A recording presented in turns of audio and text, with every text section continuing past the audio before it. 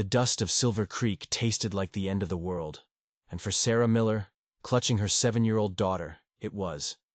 The stagecoach groaned to a halt, the sound like a dying animal. 6 days they'd traveled from Chicago, 6 days of watching the world she knew turn to dust and rock. This remote Wyoming settlement was her last gamble, a single desperate bet on a brother who hadn't answered a single one of her letters. "Final stop, Silver Creek," the driver barked. Sarah stepped down, her boots sinking into the fine gray dirt. Emma, her golden-haired girl, stared at the weathered buildings. "Is this where Uncle Thomas lives, Mama?" Her voice was a small, fragile thing in the vast, empty silence. Sarah's throat felt like it was full of sand. "Yes, sweetheart. This is where we start fresh." A lie.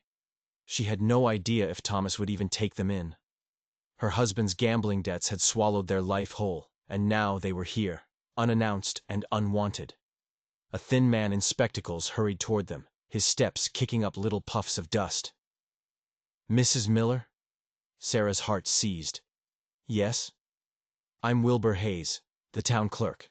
I was told to expect you." Hope, fragile and foolish, flickered in her chest. "You were? I wasn't certain my brother—" Hayes wouldn't meet her eyes. He just stood there, twisting the brim of his hat in his hands. "That's why I'm here, ma'am. I'm afraid I have difficult news." The world tilted. Sarah set down their small bag, her hand tightening on Emma's shoulder. "Thomas passed 3 months ago," Hayes said, his voice low and apologetic. "Fever took him quick. I'm mighty sorry." Emma looked up, her blue eyes wide with confusion. "Mama?" Sarah couldn't breathe. She felt the ground vanish from beneath her feet. It was over. The gamble was lost. "I see." "And his property," Hayes continued, his voice softer still. "It was sold to cover his debts. A mining venture went bad. Nothing. They had nothing. No family, no money, no home. Just the few dollars in her purse and the clothes on their backs. They were ghosts in a town that had already buried their last hope." Before she could even process the finality of it, the doors of the saloon across the street flew open. A man went sailing through the air, landing hard in the dirt with a grunt. He was followed by a shadow in the doorway, a tall man, broad-shouldered, with a Stetson pulled so low you couldn't see his eyes, just a hard jaw and a voice like stones grinding together. "Next time you cheat at my table, Rollins, you'll be leaving in a box." The man on the ground, Rollins, scrambled to his feet, spitting blood. "You'll regret this, Sullivan." The tall man, Sullivan, didn't even flinch. He just adjusted his hat and turned back into the darkness of the saloon. "That's Jackson Sullivan," Hayes whispered, like he was afraid of being overheard. "Owns the Double S Ranch. Not a man you want to cross." Sarah barely heard him. Her mind was a whirlwind of panic. She had to find work. She had to survive. For Emma. "Mr. Hayes, is there any work? I can cook. I can clean." "Times are hard, Mrs. Miller," Hayes said gently. "The mine's dried up. Folks are leaving, not hiring." "I'm hungry, Mama," Emma whispered, tugging on her skirt. Sarah knelt, her body shaking. She looked at the hotel, a tired gray building at the end of the street. The hotel? Maybe they need help? Hayes considered it. "Mrs. Peterson might need a hand with laundry. Can't promise much pay." It wasn't a promise. It was a lifeline. Sarah grabbed their bag, her knuckles white. "Thank you." As they walked toward the hotel, the long shadow of Jackson Sullivan seemed to stretch across the entire town. She'd come here seeking sanctuary, but all she'd found was a graveyard for her hopes, and a town ruled by a man who threw people through doors. She whispered to Emma, "Everything will be all right." But as the sun bled out behind the mountains, casting their path in shades of blood and violet, she knew it was the biggest lie she'd ever told. And she had no idea how much worse things were about to get. The work at the hotel was a special kind of hell. Mrs. Peterson, the owner, was a woman whose face seemed permanently pinched, as if she were smelling something awful. From dawn until long after dusk, Sarah's hands were submerged in scalding water, scrubbing sheets stained with sweat and whiskey. They were raw, cracked, and bleeding by the end of the first day. The pay was a pittance. Barely enough for the tiny windowless room they were given and a bit of bread and broth.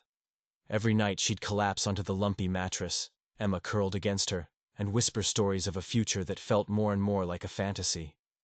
Emma spent her days in a corner of the laundry room, a silent little shadow, drawing pictures on scrap paper with bits of charcoal. The light had gone out of her eyes, replaced by a quiet watchfulness that broke Sarah's heart. "Mrs. Miller," Mrs. Peterson's voice cut through the steam one morning. "You're behind. The linens for rooms 3 and 4 need to be on the line before noon." "Yes, ma'am," Sarah said, biting back a cry of pain as her raw hands went back into the lye soap and hot water. "And keep that child out from underfoot. She nearly tripped Mr. Hargrove yesterday." Sarah looked over at Emma, who seemed to shrink into the wall. "Yes, Mrs. Peterson." After the old woman left, Sarah knelt by her daughter. "Sweetheart, I need you to be as still as a mouse today, all right? Just for Mama." Emma nodded, her lip trembling. "I'm sorry, Mama." "Never be sorry," Sarah whispered fiercely, kissing her forehead. By mid-afternoon, Sarah was dizzy with hunger and exhaustion. She'd given Emma most of her meager breakfast. Carrying a heavy basket of wet linens out to the drying yard, her foot caught on a loose floorboard. She went down hard. The basket flew, and the clean, wet linen scattered across the dusty yard. "Mama!" Emma cried, rushing to her side. A sharp, searing pain shot up from Sarah's ankle. She tried to stand, but fell back with a gasp. "What is the meaning of this?" Mrs. Peterson stood in the doorway, her hands on her hips, her eyes blazing at the soiled sheets. "Those will need to be washed again. I expected better from you, Mrs. Miller." "I'm sorry, I tripped," Sarah began, struggling to her feet. "No need for that," a deep voice said from the street. It was him, Jackson Sullivan. He was dismounting from a big black horse, tying it to the hitching post. He moved with a slow, deliberate confidence that made the whole town seem to hold its breath. He walked onto the porch, his tall frame blocking the sun. "Seems like an accident to me, Mrs. Peterson." Mrs. Peterson's entire demeanor changed.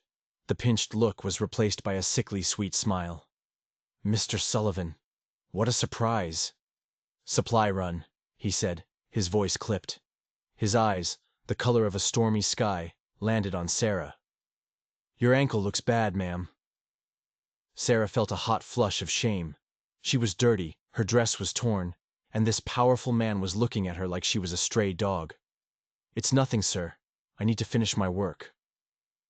A single eyebrow rose on his weathered face. Doc Marshall should see to that. "I can't afford—" she started, then stopped herself. "It isn't necessary." Emma peeked out from behind Sarah's skirt. Sullivan's hard expression softened just a fraction as he knelt down to her level. It was a strange sight. This big, dangerous man making himself small for a child. "Hello there, little lady. What's your name?" "Emma Miller, sir," she whispered. "Are you a real cowboy?" A ghost of a smile touched his lips. "Something like that." His gaze flickered back to Sarah, a strange intensity in his eyes. It wasn't pity. It was something else. Something she couldn't read. Just then, a crash came from the general store, followed by a man's drunken shouting. "That's Rollins again," Mrs. Peterson sniffed. "Been nothing but trouble since the mine laid him off." Sullivan's expression went cold and hard again.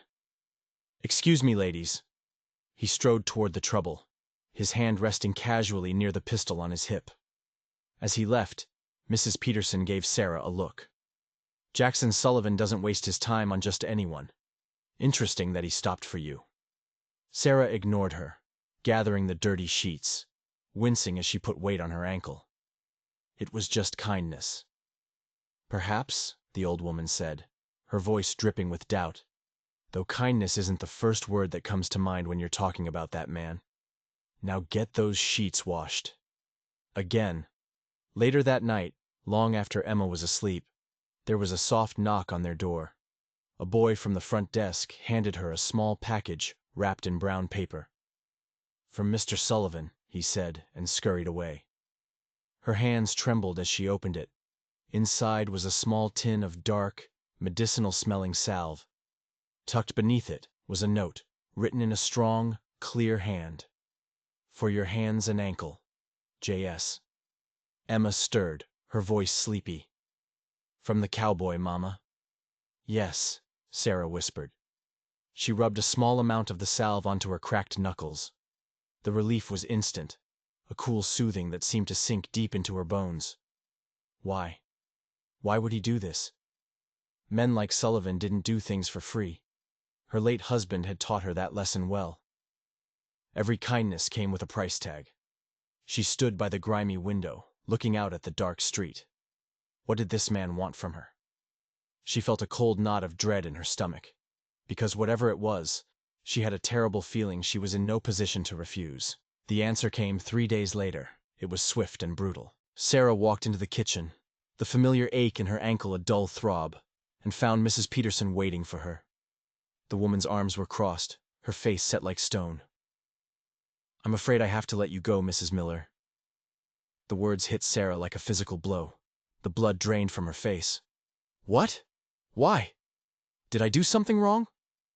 Business is slow, Mrs. Peterson said, but her eyes slid away, refusing to meet Sarah's gaze. I can't afford to keep you on. You'll need to be out of your room by morning. It was a lie. Sarah knew it was a lie. The hotel was as busy as ever. This was personal. But why? Please, Mrs. Peterson, I'll work for less. My daughter and I, we have nowhere else to go. My decision is final. Sarah collected her pay, her hands shaking so badly she could barely count the coins. It was almost nothing. Enough for food for a day or two, but that was it. They were back where they started. Worse, even. Now they were truly homeless. She walked back to their room in a daze. Emma was already dressed, a hopeful look on her face. Are we going to work, Mama? Sarah forced a smile that felt like it would crack her face. Not today, sweetheart. We're going on an adventure. The adventure was a desperate, soul-crushing trek up and down the main street of Silver Creek. The general store, the barber, the blacksmith. Everywhere, the answer was the same. Sorry, ma'am. No work. By noon, they were sitting on a bench outside the post office, sharing their last loaf of bread. Defeat was a bitter taste in Sarah's mouth. Why are you sad, Mama? Emma asked, her small face clouded with worry. Sarah stroked her hair. Just thinking, my love. Just then, a rickety wagon rattled to a stop in front of them. The woman holding the reins was severe, her gray-streaked hair pulled back in a bun so tight it seemed to stretch the skin of her face. You're the Miller widow, aren't you? Her voice was sharp, accusatory. Sarah stood slowly. Yes, ma'am.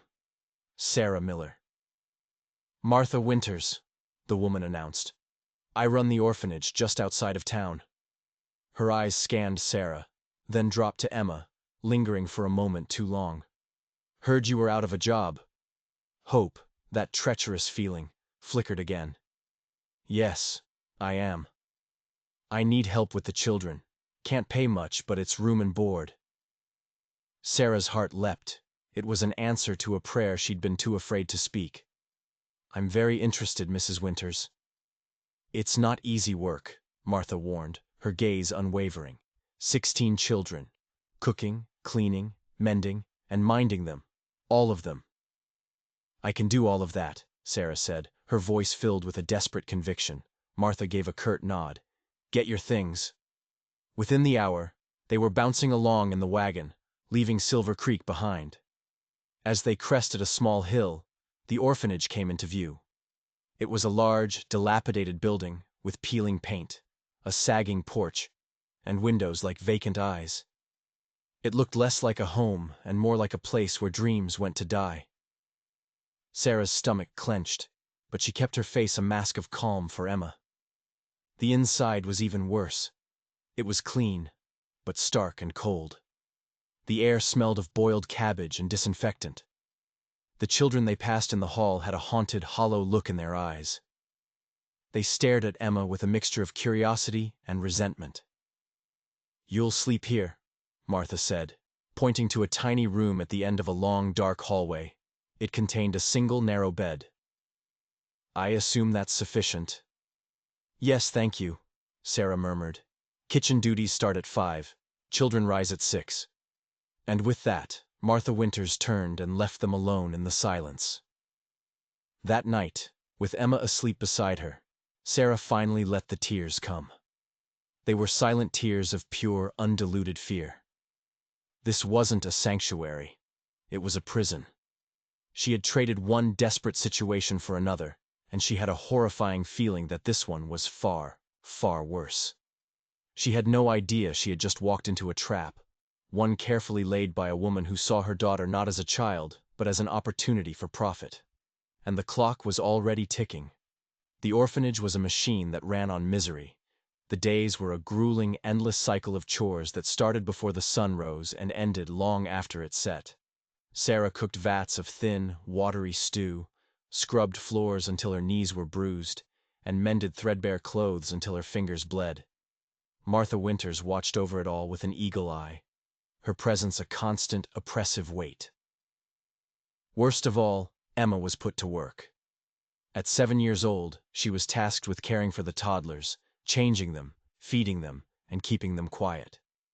Her childhood was being stripped away, piece by piece, replaced by a solemn responsibility no child should ever have to bear. About a week into their stay, Sarah was stirring the evening stew when she heard voices coming from Martha's office. One was Martha's, the other was a man's. "The Miller woman is working out," Martha was saying, her voice crisp and businesslike. "But the daughter is another mouth to feed, and she's not on the county books." "The county only pays for registered orphans, Martha. You know the rules," the man replied. His name was Harold, and he was the county agent. "That's my point, Harold," Martha said, and her voice dropped slightly, taking on a conspiratorial tone. "If the girl were officially in our care, we'd receive the stipend, a tidy sum." Sarah's blood ran cold. She put down the ladle and crept closer to the door, her heart hammering against her ribs. "What are you suggesting?" Harold asked. "The mother is destitute. She can't provide. It would be a kindness, really, to take the girl on as a ward of the county. The mother could stay on as help, of course, see her daughter every day. But the paperwork would be in order. The funds would be secured." Sarah felt sick. Martha wanted to steal her daughter, not by force, but with a pen and a piece of paper, to legally sever Sarah's rights so she could collect money from the government. Emma would become a possession of the state, and Sarah would be nothing more than a servant, trapped here, powerless to leave with her own child. She backed away from the door, a silent scream caught in her throat. That evening Martha called Sarah into her office. The woman didn't waste time. She laid out the plan exactly as Sarah had overheard it, dressing it up in words of concern and charity. "It would be better for everyone," Martha concluded, leaning back in her chair with a self-satisfied smile. Emma would be guaranteed food and shelter, officially. Sarah fought to keep her voice from shaking. "And I would still be her mother?" Martha's eyes hardened. In practice, yes. Legally, the orphanage would be her guardian. The distinction was a chasm. "May I have some time to think about it?" "Of course," Martha said. But her smile was gone. "But don't take too long. Winter is coming. A girl needs security." It was a threat, plain and simple. Back in their cramped room, Sarah held Emma so tightly the girl squirmed. She couldn't see a way out. If she refused, Martha would surely throw them out into the cold. If she agreed, she would lose her daughter forever. "I won't let them take you," she whispered into Emma's hair. "I won't." But she had no idea how she was going to stop it. The next morning, as Sarah was hanging laundry in the bitter wind, she saw a rider approaching. A tall man on a big black horse, Jackson Sullivan. He was leading a second horse, this one laden with heavy burlap sacks. Martha bustled out to meet him, her face wreathed in a false smile. "Mr. Sullivan, to what do we owe this pleasure?" "Brought supplies," he said, his voice a low rumble. He swung down from his saddle. "Flour, beans, sugar. Heard you might be running low." "The county's payment is late again," Martha simpered. "Your generosity is a blessing." As they unloaded the sacks, Sullivan's gaze swept the yard and landed on Sarah. He gave a single curt nod in her direction before turning his attention back to Martha. He hadn't come here for her. He was just a wealthy rancher doing his civic duty. The flicker of hope she'd felt died as quickly as it had come. But later, as she was gathering the dry, frozen sheets from the line, He approached her. He took off his hat, holding it in his hands. It was the first time she'd seen him look uncertain. "Mrs. Miller," he said, "I heard you'd taken a position here." "Mr. Sullivan," she replied, her voice wary. "Thank you again for the salve. It was a great help." He nodded, his eyes scanning the bleak surroundings. "How's your daughter?" The question broke through her defenses. "She's as well as can be expected." Sarah hesitated. Then the words came tumbling out in a desperate whisper. "Mrs. Winters. She wants to make Emma a ward of the county. She wants to take my daughter from me." Sullivan's expression, already grim, darkened further. His jaw tightened. "And what do you want?" "I want to keep my daughter," Sarah said, her voice raw with emotion. "I want to provide for her myself." He was silent for a long moment, his stormy eyes searching her face. He seemed to be weighing something, making a decision that had nothing to do with Charity. "The double S needs a cook," he said finally, his voice flat and direct. "Previous one quit last month. The job comes with a separate cabin, meals, a fair wage." Sarah stared at him, stunned into silence. Was this real? Was he offering her a way out? "You're offering me a job?" "Why?" she whispered. He shrugged, looking away toward the distant mountains. "Good help's hard to find." It felt like an excuse, a cover for a deeper reason he wasn't sharing. "Are you interested or not?" "Yes," she said without a second of hesitation. "Yes. A wagon will be here for you in the morning. Be ready." His eyes met hers, just for a second, and in them she saw a flicker of something she couldn't name.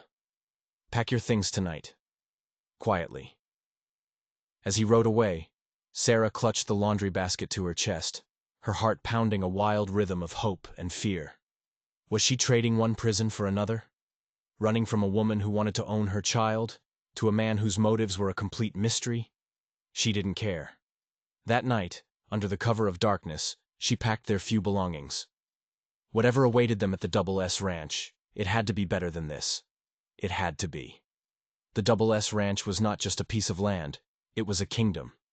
It stretched as far as the eye could see, a rolling expanse of winter-brown grass and snow-dusted hills under a vast Wyoming sky. The main house was a two-story fortress of timber and stone, with a wide porch that seemed to survey its domain. Scattered around it were barns, stables, and a bunkhouse for the ranch hands. And set off by itself, nestled in a small grove of cottonwood trees, was a small, sturdy cabin. "That'll be yours," said Tom Reeves, the foreman Sullivan had sent to fetch them. He was a wiry man with kind eyes. "Boss had the men fix it up for you." The cabin was small, but it was perfect. A plume of smoke already rose from the stone chimney. Inside, a fire crackled in the wood stove. There was a table, 2 beds with thick wool blankets, and even a small shelf of books next to Emma's bed. It was more than a shelter. It was a home. "It's like a dollhouse, Mama," Emma cried, her face lit with a joy Sarah hadn't seen in months. After the foreman left, Sarah sat on the edge of the bed and let the tears she'd been holding back finally fall. They weren't tears of sadness, but of overwhelming relief. Emma climbed into her lap. "Don't cry, Mama. I like it here." Sarah hugged her daughter tight. "I like it too, sweetheart." The next morning, Sarah entered the kitchen of the main house before dawn. It was a chef's dream, spacious and stocked with everything she could possibly need. A note from Sullivan on the table laid out her duties. Breakfast at 6 for the hands, lunch at noon, dinner at 6. Sullivan's meals were to be delivered to his study. He was a man who preferred his own company. The Cowboys were a rough-looking bunch, but they were polite, tipping their hats and thanking her for the hot coffee and biscuits. They treated her with a cautious respect. She was kneading dough for bread when Sullivan appeared in the doorway. He filled the frame, a commanding presence even in his own home. "Is everything satisfactory, Mrs. Miller?" "Very much so," she said, not missing a beat in her work. "Thank you for this opportunity, Mr. Sullivan." He gave a curt nod, looking uncomfortable with her gratitude. "Where is the girl?" "Emma is in our cabin. I didn't want her to be a bother." He frowned. She's welcome in the house. There's an old schoolroom off the kitchen. She can use it while you work. It's not good for a child to be alone all day." Sarah paused, surprised by his thoughtfulness. "That's very kind of you." "It's practical," he said dismissively, and then he was gone. The days settled into a rhythm. The work was demanding, but honest. Sarah poured all her grief and gratitude into her cooking, and the ranch hands thrived on it. Emma, surrounded by books in the small schoolroom, began to blossom. The sad, haunted look in her eyes was replaced by the bright curiosity of a child who finally felt safe. Only Sullivan remained a mystery. He kept his distance, a solitary figure ruling his kingdom from the shadows of his study. Sarah would leave his meal tray outside his door and find the empty dishes there hours later. He was a ghost in his own house. 2 weeks after they arrived, a blizzard descended. Snow fell thick and fast, burying the world in a silent blanket of white. The wind howled like a hungry wolf, and Sarah kept the fire in their cabin roaring. One morning she looked out the window to see Sullivan himself, fighting through the deep snow, carrying a load of freshly chopped firewood to stack on her porch. She pulled on her shawl and opened the door, shouting over the wind, "You didn't have to do that!" He just looked up, his face red from the cold, snow clinging to his hat and shoulders. "Storm's getting worse. We could be snowed in for days." That evening, as she prepared Sullivan's dinner tray, she heard voices coming from his study. One was Sullivan's, low and steady. The other was angry and familiar. It was Rollins, the man Sullivan had thrown out of the saloon. "You're making a mistake, Jackson," Rollins was saying, his voice slurred with whiskey. "That mine can be reopened. I just need you to back me." "The assay reports are worthless, and you know it," Sullivan replied, his voice cold as ice. "I won't throw good money after bad." "You'd rather spend it taking in strays?" Rollins sneered. "The whole town's talking about your new cook and her little brat." There was a sharp scrape of a chair, then the sound of a heavy thud. "Get out," Sullivan said, his voice dangerously quiet. "Should have known you'd gone soft," Rollins spat. My father would have thrown you out on your ear," Sullivan cut in. "Now, I'm telling you, get out of my house before I put you through a wall." The study door flew open, and Rollins stumbled out, his face a mask of fury. He nearly collided with Sarah, who stood frozen in the hall, the dinner tray in her hands. His eyes narrowed into slits. "Eavesdropping, Mrs. Miller," he hissed. "You be careful. Your position here isn't as secure as you think. There are secrets in this house. Secrets the boss wouldn't want getting out." He shoved past her and stormed out of the house. Sullivan appeared in the doorway, his face like a thundercloud. He saw Sarah and the tray, and his expression hardened even more. "You heard that? I'm sorry. I was just bringing your dinner." He took the tray from her, his hand brushing hers. A jolt, like lightning, shot up her arm. He set the tray aside, his eyes never leaving her face. "Rollins is a snake," he said. "Don't listen to him." "He said there were secrets," she whispered. Sullivan's jaw clenched. "Every house has secrets, Mrs. Miller." He stared at her for a long moment, and she felt like he was looking right through her, seeing all her fears, all her desperate hopes. Then he seemed to shut down, the mask of the cold, distant rancher falling back into place. "Good night," he said, and closed the study door, leaving her alone in the hallway with the smell of whiskey and the chilling echo of Rollins's threat. Secrets. What secrets was Rollins talking about? And why did she suddenly feel less like a guest and more like a prisoner? The blizzard locked the Double S down for 3 solid days. The world outside was a swirling vortex of white, and the ranch became an isolated island. On the 4th morning, Sarah woke to a blinding sun on fresh snow, and an empty bed beside her. Panic, cold and sharp, seized her. Emma was gone. She threw a shawl over her nightgown and ran out into the Frigden air, her bare feet sinking into the deep powder. Small footprints led from their cabin toward the main house. She followed them, her heart pounding a frantic rhythm against her ribs. She peered through the kitchen window, and the sight that greeted her made her stop dead. Emma was sitting at the big kitchen table, Across from her sat Jackson Sullivan. Between them was a checkerboard. He was leaning forward, his brow furrowed in concentration as he explained a move. The hard lines of his face were softened, his deep voice patient and gentle. Emma was listening intently, her chin resting in her hands. Sarah pushed the door open quietly. They both looked up. Emma's face broke into a wide grin. Sullivan looked embarrassed, like a boy caught doing something he shouldn't. "Mama, Mr. Sullivan is teaching me checkers. He says I'm a natural." "I can see that," Sarah said, a smile touching her lips for the first time in days. "But you shouldn't have left the cabin without telling me." "My fault," Sullivan interjected, his voice gruff as he stood up.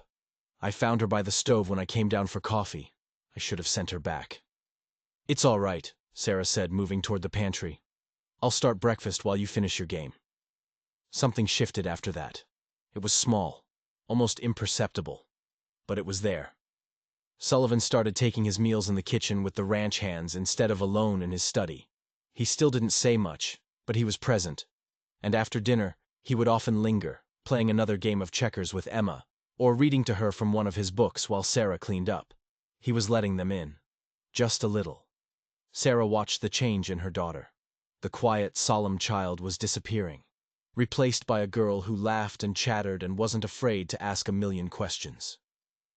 And she saw the change in Sullivan, too. In Emma's presence, the darkness that seemed to cling to him receded. He was still a man of secrets, but she was beginning to see the person hidden beneath the cold exterior. One evening, after Emma had gone to bed, Sarah was banking the fire in the kitchen when Sullivan spoke from the shadows. "Mrs. Miller, could I have a word with you in my study?" Her heart skipped a beat.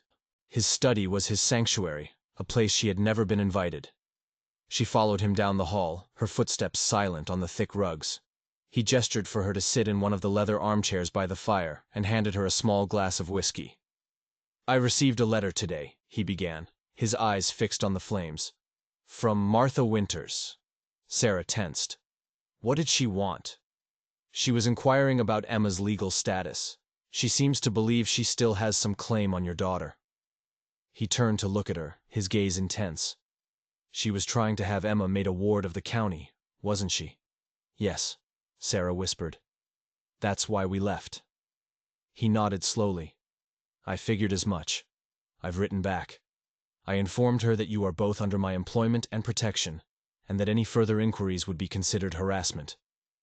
Relief washed over her, so potent it made her dizzy. "Thank you." He stared into the fire for a long time before speaking again. "Why did you really come to Silver Creek, Sarah?" He'd never used her first name before. She took a deep breath and told him everything. About her husband, the debts, the shame. About her brother Thomas being her last hope, and the crushing despair of finding out he was gone. When she finished, her cheeks were wet with tears. She hadn't realized she was crying. He didn't offer empty words of comfort. He just sat with her in the silence, a silent witness to her pain. As spring thawed the land, the ranch hummed with new life. Calving season was in full swing, and Sarah was busier than ever. Emma, now 8, trailed after Sullivan like a shadow, asking endless questions about horses and cattle, which he answered with surprising patience. One afternoon, Sarah was hanging laundry when she saw them riding in. Emma was perched in front of Sullivan on his big black horse, her small hands holding the saddle horn, her head thrown back in laughter as he pointed at something in the distance. The image struck Sarah with the force of a physical blow. In the months they had been here, this quiet, wounded man had become something more than an employer. He had become a protector, a friend, a father figure to her daughter. That night, he asked her to walk with him. They went down to the creek that gave the ranch its name. The setting sun painted the sky in shades of orange and purple. "I need to speak with you," he said, his voice uncharacteristically hesitant, "about your future here." Sarah's stomach dropped. He was letting them go. It had all been temporary. A winter arrangement. "Is my work not satisfactory?" "No," he said quickly. "It's not that." He stopped and turned to face her. In the fading light, she could see the vulnerability in his eyes. Sarah, this ranch was just a place. Empty. Since I lost my family. But you and Emma, you've brought life back to it. You've brought life back to me.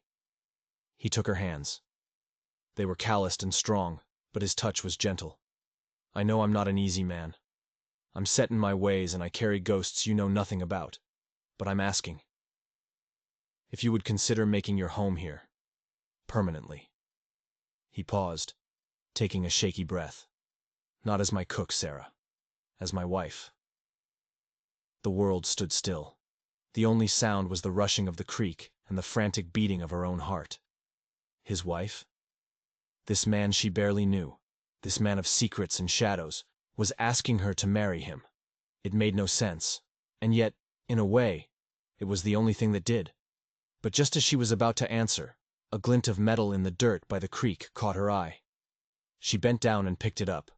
It was a silver locket, tarnished with age. She pried it open.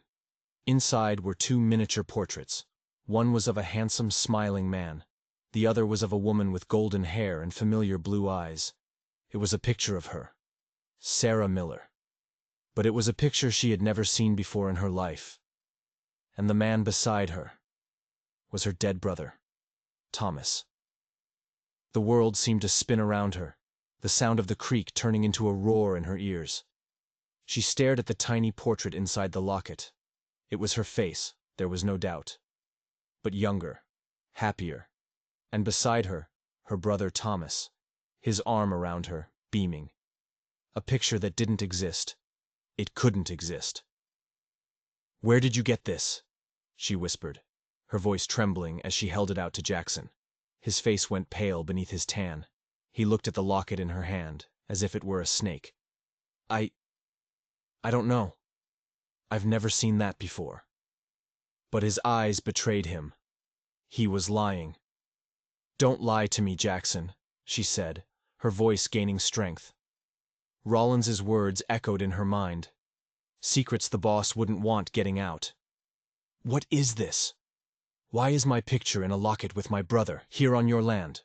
He ran a hand over his face, the confident rancher vanishing before her eyes, replaced by a man haunted by ghosts. "It's complicated, Sarah." "Then uncomplicate it." He let out a long, shuddering breath. "Your brother. He and I were partners." The ground beneath Sarah's feet, which had just started to feel solid, crumbled away again. "Partners? In what?" "The mine," he said, his voice low. "The one that supposedly went bad. It didn't go bad, Sarah. It was the opposite. We were on the verge of striking the motherlode." He paced along the creek bank, the story pouring out of him like water from a broken dam. He and Thomas had been friends, trusting each other completely. They'd brought in a third partner to help with the digging, a man named Rollins.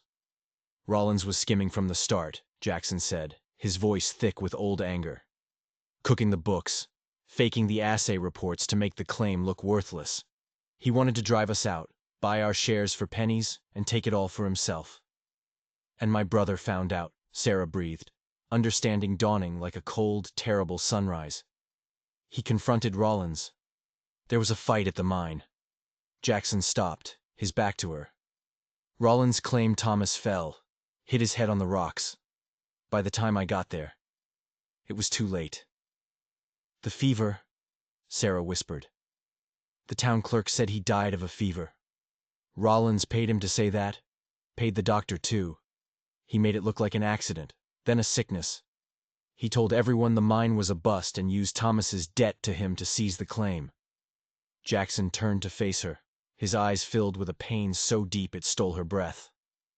"I knew what really happened, but I couldn't prove it. Rollins had everyone in his pocket. If I'd accused him, it would have been my word against his, and he would have painted me as a greedy partner trying to steal from a dead man." It all clicked into place. The fight in the saloon. Sullivan's immediate, intense interest in her and Emma. Mrs. Peterson firing her for no reason. "You had Mrs. Peterson fire me, didn't you?" He nodded, his expression grim. "Rollins was watching you. I heard him in the saloon, talking about the widow who'd come to town. He saw you as a loose end. I was afraid of what he might do. I needed to get you out of town, away from him. The hotel was too public, too exposed. He had been protecting them from the very beginning. Every strange kindness, every bit of distance. It was all part of a desperate plan to keep them safe from the man who murdered her brother. And the orphanage? Martha Winters is a greedy old crow. I knew if I made a show of donating supplies, I could get onto the property and see if you were all right. When you told me what she was planning for Emma, I knew I had to get you out of there immediately. Bringing you here was the only way I could keep you safe, keep you close. He looked at the locket, still clutched in her hand. Thomas was so proud of you and Emma. He talked about you all the time. He had that portrait of you commissioned back in Chicago, was going to surprise you with it when he sent for you. He carried the locket with him always. It had been on Thomas's body when he died, and somehow it had ended up here. Rollins must have dropped it, Jackson murmured. The night of the storm, when he was here, it must have fallen from his pocket. A cold dread washed over Sarah. Rollins wasn't just a drunk and a cheat. He was a murderer. And he knew that Sullivan knew the truth. He thinks you're the only one who can expose him, she said. And now, he knows we're here. He knows you're protecting us. He won't stop, Jackson said, his voice like gravel. Not until he gets what he wants. He wants this ranch. He wants the mine. And he wants to make sure the past stays buried. The marriage proposal now seemed like a lifetime ago. This was no longer about a lonely man finding a family. This was about survival. Rollins had killed her brother. He had threatened her and her daughter. And he was not going to let them live in peace. Suddenly, a shout came from the direction of the ranch house. It was Tom, the foreman. "Boss! Boss! Get up here! It's Rollins! He's got a half-dozen men with him, and they're riding hard for the house." Jackson's head snapped up. His eyes met Sarah's, and in them she saw not fear, but a cold, hard resolve. The time for hiding was over. "Get Emma," he said, his voice low and urgent. "Take her to the storm cellar behind the kitchen. Bar the door and don't come out, no matter what you hear." He was already running toward the house, pulling the pistol from his hip. Sarah ran for the cabin, her heart a frantic drum against her ribs. She burst through the door to find Emma playing on the floor. "Come on, sweetheart," she said, trying to keep the terror out of her voice as she scooped her daughter into her arms. "We have to play a hiding game." She got Emma into the dark, musty storm cellar and slid the heavy wooden bar across the inside of the door, just as the first gunshot echoed through the night. The storm cellar was cold and damp, smelling of earth and fear. Emma clung to Sarah, trembling, as the sounds of the fight raged above them. Shouts, the splintering of wood, the terrifying crack of gunshots that seemed to shake the very ground they hid beneath. Sarah held her daughter tight, murmuring reassurances she didn't feel, her ear pressed against the thick wooden door. She tried to piece together the battle from the muffled sounds. She heard Jackson's powerful voice yelling commands to his men. She heard the sneering, hateful laugh of Rollins. Time stretched and warped in the darkness. Every gunshot was a fresh wave of terror. Was that Jackson falling? Was that Tom crying out in pain? The not knowing was a torture worse than any sound. Then a new noise, a scraping sound, right above them. Footsteps on the kitchen floor. "I know you're in there, Miller." It was Rollins's voice, distorted and manic. "Your cowboy can't protect you forever. I killed your brother, and I'll kill you too. Come on out and make it easy." Emma whimpered, burying her face in Sarah's dress. "He's a fool, Jackson!" Rollins shrieked. "Trying to be a hero, just like his old man." There was a heavy thud against the cellar door. Then another. He was trying to break it down. Sarah scrambled back, pulling Emma with her, her eyes searching the darkness for a weapon, for anything. There was nothing. Just dirt walls and empty shelves. They were trapped. The wood of the door began to splinter. A sliver of lamplight pierced the darkness. "Found you!" Rollins snarled from the other side. And then another sound. A floorboard creaking behind him. "It's over, Rollins," Jackson's voice said, low and ragged. He sounded exhausted, hurt. "Not yet it ain't!" Rollins spat, and the sounds of a desperate struggle erupted right outside their door. Grunts, blows landing, a table crashing to the floor. The cellar door suddenly flew open, swinging inward with a deafening crack. Standing there, silhouetted by the kitchen light, was Rollins. His face was bloody, his clothes torn. In his hand he held a pistol, and it was pointed directly at Sarah and Emma. Behind him, Jackson was on the floor, struggling to get up, a dark stain spreading across his shoulder. "Now," Rollins said, a triumphant, ugly grin splitting his face. "This is how it ends. No witnesses." He raised the pistol. Emma screamed. In that split second, Sarah moved. She didn't think. She just reacted. She shoved Emma behind her and threw herself forward, grabbing a dirt-caked shovel that had been leaning in the corner, a tool she hadn't even seen until that moment.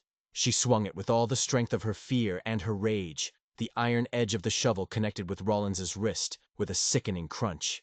The gun clattered to the floor. He howled in pain, staggering back. That was all the time Jackson needed. He launched himself from the floor like a wounded animal, tackling Rollins and sending them both crashing into the far wall.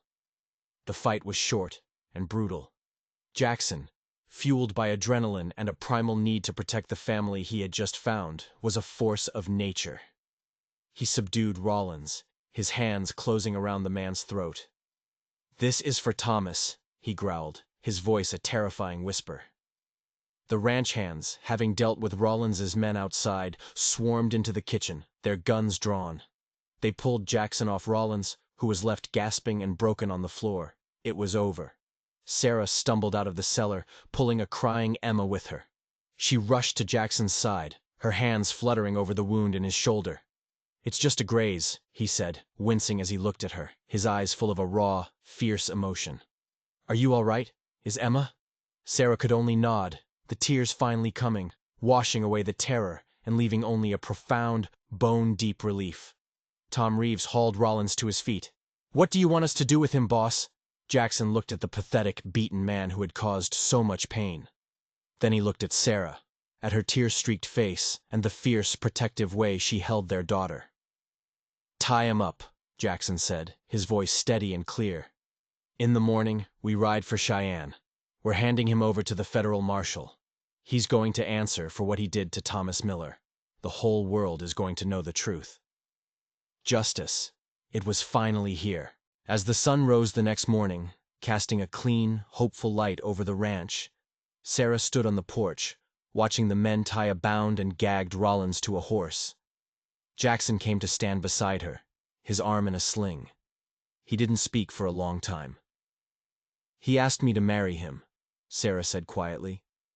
"The cowboy." Jackson turned to her, a small, tired smile on his face. "And what did the widow say?" She never got a chance to answer. He reached out with his good hand and gently touched her cheek. "I meant it, Sarah. Every word. My proposal. It wasn't just to protect you. I want to build a life with you. With you and Emma." "I know," she whispered, leaning into his touch. Emma came running out of the house, throwing her arms around Jackson's legs. "Are you staying with us forever?" she asked, her voice full of hope. Jackson looked down at the little girl, then back up at the woman he loved. "Forever," he confirmed, his voice thick with emotion. "This is our home now." Sarah looked out at the vast, beautiful land of the Double S. She thought of the desperate, broken woman who had stepped off that stagecoach in Silver Creek, a woman with nothing but a prayer.